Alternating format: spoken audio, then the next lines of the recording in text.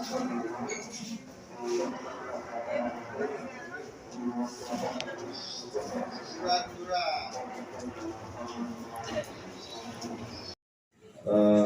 sore rekan-rekan sekalian. Hari ini kita akan mengadakan kegiatan rilis terkait dengan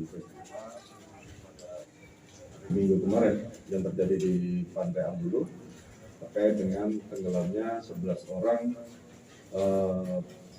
pengikut dari Jemaah Tunggal Jati Nusantara atau Padepokan yang dipimpin oleh saudara N. Dari hasil kegiatan penyelidikan, penyidik meyakini bahwa yang bersangkutan telah terbukti dan terpenuhi unsur pidananya terkait dengan pasal 359, di mana hasil dari pemeriksaan saksi-saksi kemudian ditambah dengan alat bukti yang lainnya didapatkan fakta bahwa yang menginisiasi adanya kegiatan ritual yang dilakukan di Pantai Payangan pada Sabtu sampai dengan Minggu dini hari tersebut adalah saudara M. Kemudian dari hasil gelar perkara kemarin sudah dinaikkan tingkatannya dari penyelidikan ke tahapan penyidikan, dan hari ini sudah dilakukan gelar perkara kembali setelah pemeriksaan saksi dilakukan, dan terhadap saudara N sudah ditetapkan sebagai tersangka dan saat ini dilakukan penahanan oleh penyidik. Untuk saksi-saksi kita sudah melakukan pemeriksaan terhadap 8 orang anggota dari Padepokan Tunggal Jati Nusantara ini.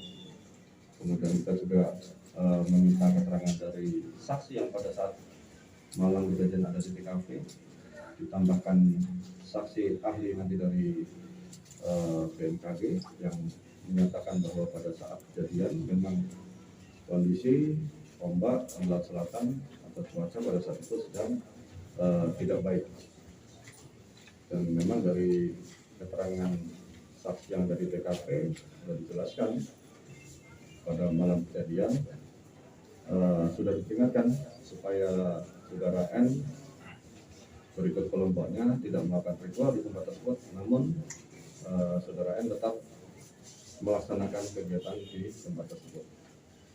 Selain itu, kegiatan itu juga dilakukan di tempat yang berbahaya karena masih terjangkau oleh ombak. Kemudian tidak dipersiapkan sama sekali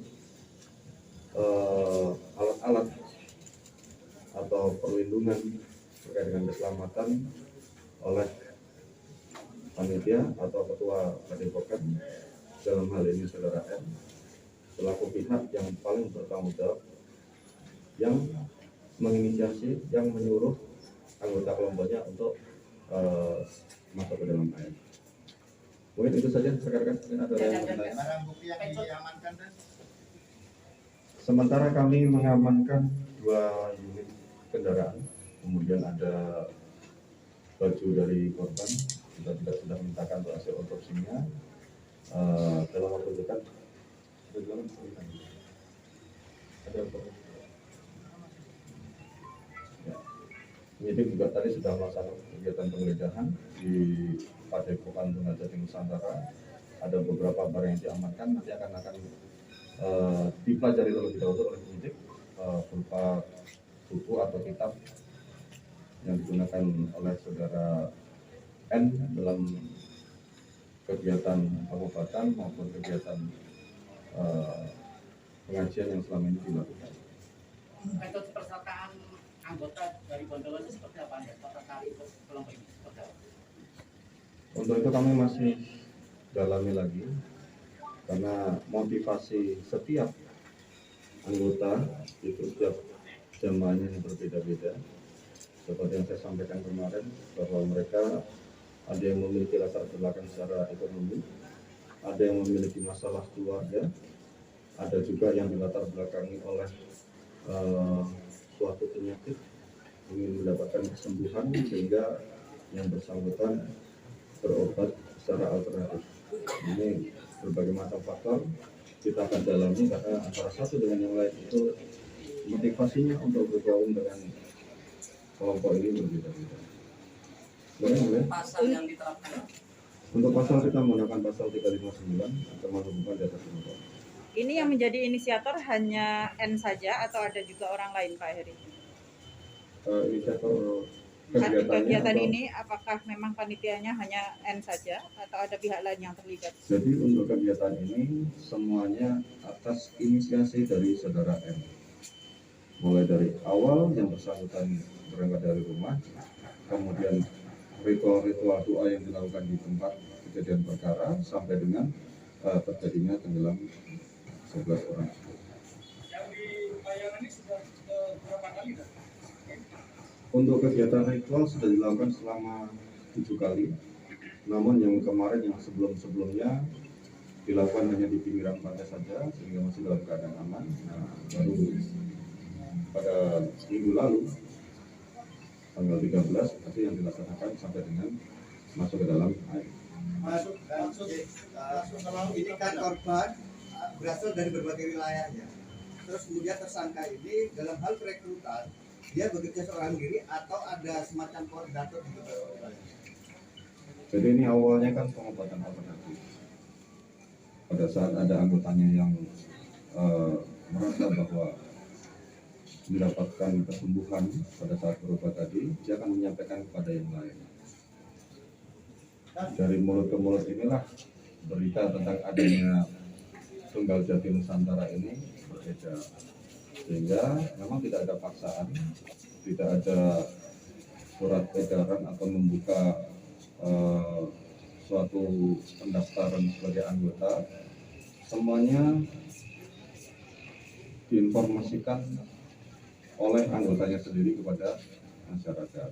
Biasanya melalui keluarganya, melalui temannya, sehingga ada ketertarikan, kemudian orang bergabung. Dan biasanya yang bergabung memang memiliki masalah. Yang lain mungkin? Untuk Padepokan sendiri kan sudah berapa tahun ini?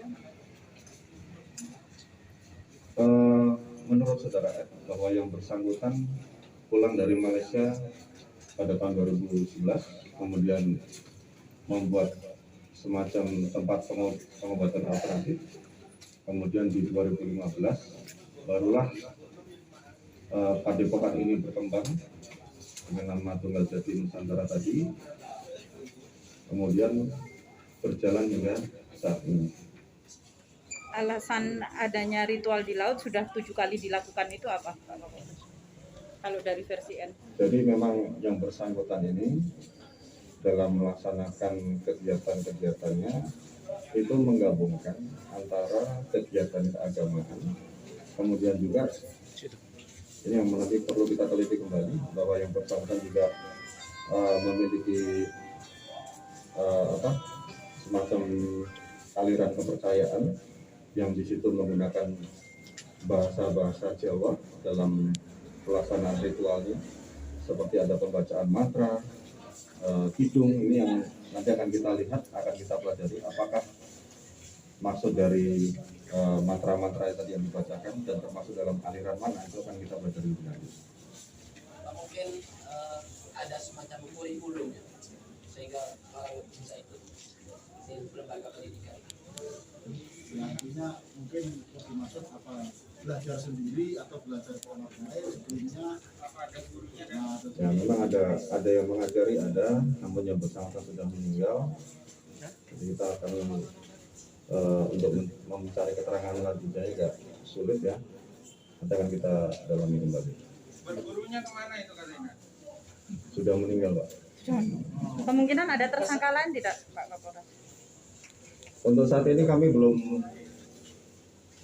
mendapatkan untuk tersangka yang lain ya. Namun tentunya nanti hasil dari penyidikan akan kita lihat apa yang menjadi fakta.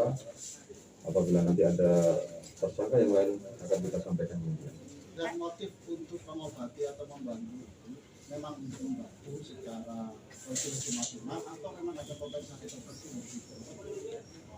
Memang untuk kegiatan yang dilaksanakan selama ini ada iuran yang dipungut, besarannya Rp20.000 Kemudian untuk kegiatan kemarin juga ada iuran juga untuk sewa mobil, itu juga hanya Rp20.000. Selain itu tidak ada yang dipungut oleh yang bersangkutan. Selain sebagai guru spiritual dan apa keseharian ya tersangka? Untuk kesehariannya Iya. hanya guru spiritual. Ancaman dari pasal 359 5 tahun.